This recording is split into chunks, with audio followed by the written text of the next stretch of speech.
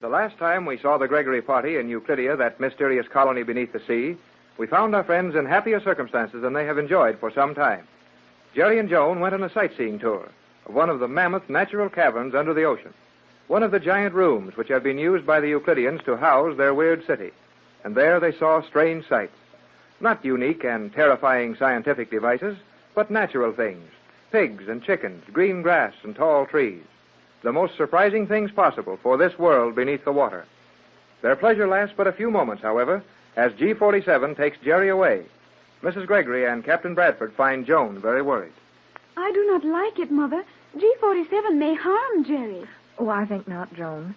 He promised we would all be quite safe so long as we remain quietly in Euclidia. You're right, Pat. We're in no danger unless we try to escape. We're not liable to try that 400 feet below the surface of the ocean. No, Joan, dear. And let's think about more pleasant things for a moment. You said you and Jerry saw the old skipper. He is caring for the chickens on the other side of that soundproof wall. Better not disturb him if he's busy. These Euclideans might not like that. I think that is the correct attitude, Captain. Then perhaps we can find our old yacht engineer, McLeod. He is attending the pigs. Attending the pigs? I bet the pigs would appreciate that if they could hear how nicely you worded, Joan. But never mind that. I'd like to see Mac for a minute, even if he is busy. I have no idea where the pigs are to be found. In what manner of place would pigs be likely to congregate? Oh, my dear. You'll never realize how much good you're doing us until you've lived for some time in our world. Pigs are not usually referred to as congregating, but I suppose that will do. I am sorry I do not have a larger acquaintance with pigs. Forget it, Joan. Let's walk around here a while and see what we can see. All this perfectly natural vegetating is amazing to me. There's a mighty good reason for it, if my opinion's any good. What is that, Captain? Do you remember when we visited the cloth mill up in the island where they make the Euclidean cloth from seaweed? To be sure.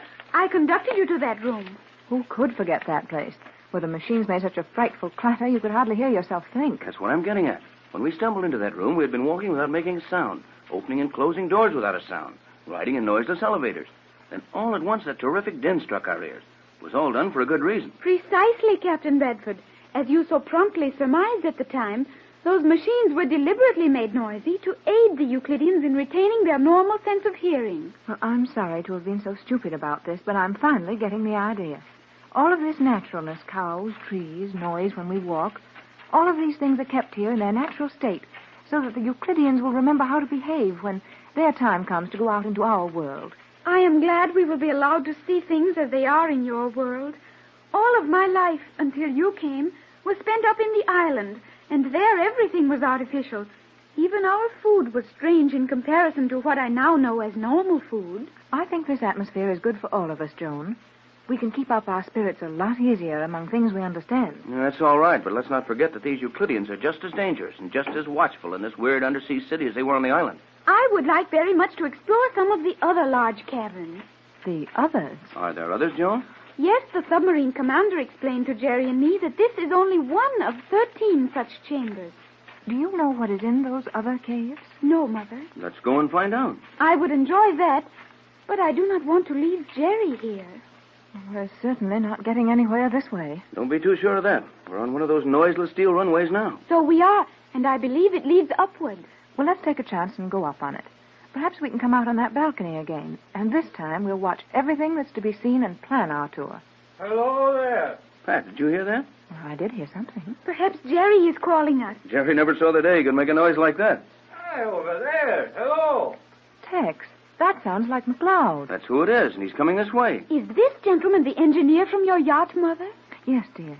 And poor Mac has been down here ever since we first found the island, I suppose. Aye, there you be, Mrs. Gregory, and Captain Bradford. Hello, Mac. Oh, I'm glad to see that you're alive and well, Mac. How do you do? Aye, and how do you do, my lassie? You're as beautiful as your mother, and heretofore I had no thought that possible.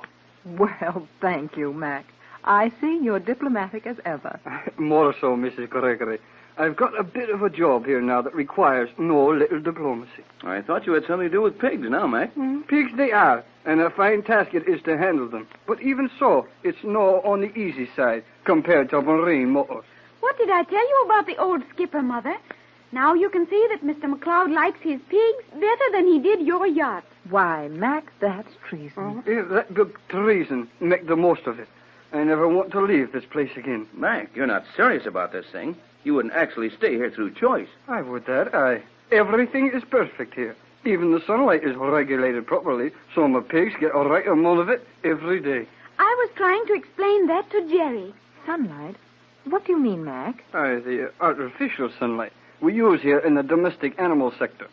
Ultraviolet light is something like it, but this is better. Well, how is it different and better? I cannot explain it to you, Captain. But G47 will if you ask him. And now I must get along to my pigs. Hold on a minute, Mac. I have some questions to ask you. I'm sorry, but the question will have to wait. I must see about my pigs. Well, Tex, what do you think of that? I don't understand it, Pat, and I don't like it.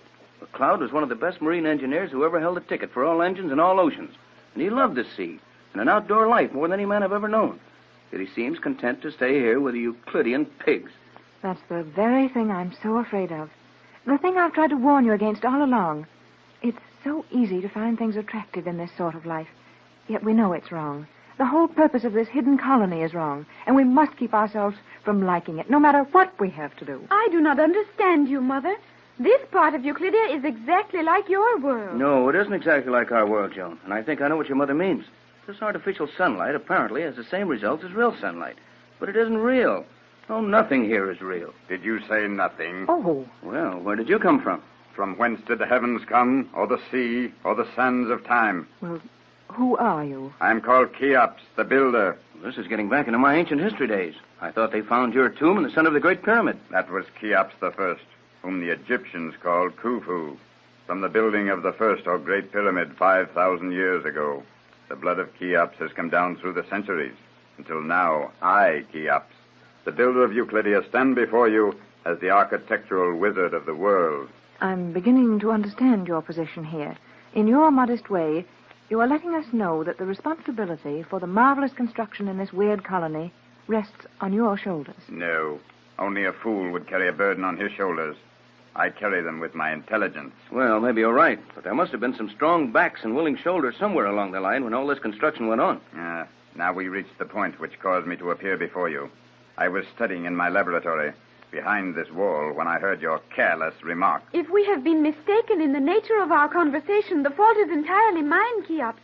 My mother and Captain Bradford are not familiar with Euclidean regulations. Silence, Cleostra. You needn't shout at her like that, and we need no apologies.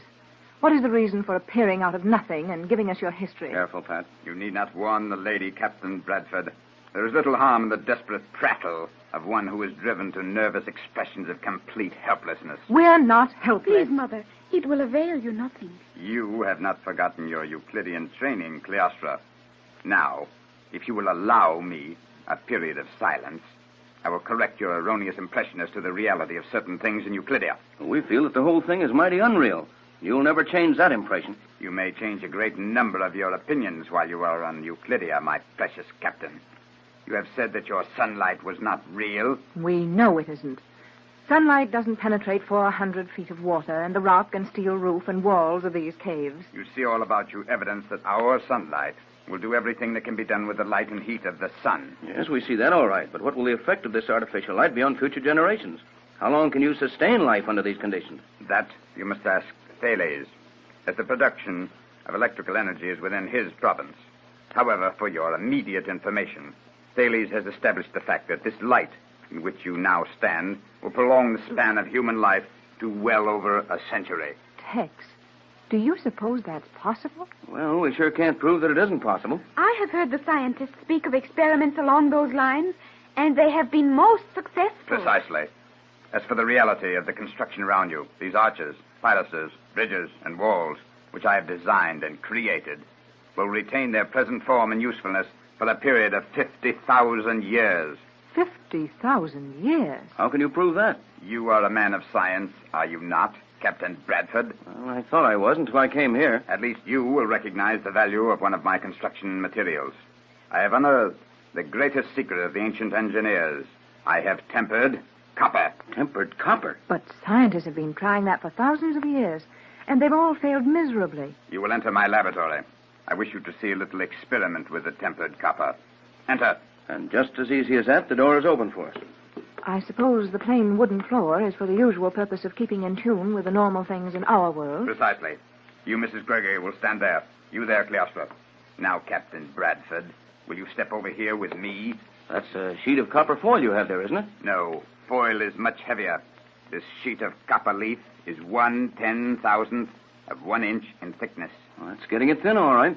But how can you temper a sheet of copper so thin it's practically transparent? The secret of the ages must remain my secret. Now, Captain, I have mounted a similar square of copper leaf in this heavy wooden frame. I will place the frame on these 2 supports. So, and ask you to feel that copper. Why, it's so delicate that it quivers under the touch. Precisely. Now will you be so good as to stand on it? Stand on it? Stand on that sheet of copper, which is so thin you can see through it? Precisely. Stand on it. Okay, but don't blame me when I fall through. Mother, the captain is standing on it. Tex, it's not real. You're not actually standing on that sheet of copper. Yes, I am. I'm standing right in the middle of a sheet of copper 1 yard square and 1/10,000th of an inch thick. And it doesn't even quiver. Perhaps you will realize, after this little demonstration, that Euclidia is a very real place. And before you attempt to dispute any statement of mine in the future, it would be well for you to remember that my knowledge is as old as the pyramids and as new as tomorrow.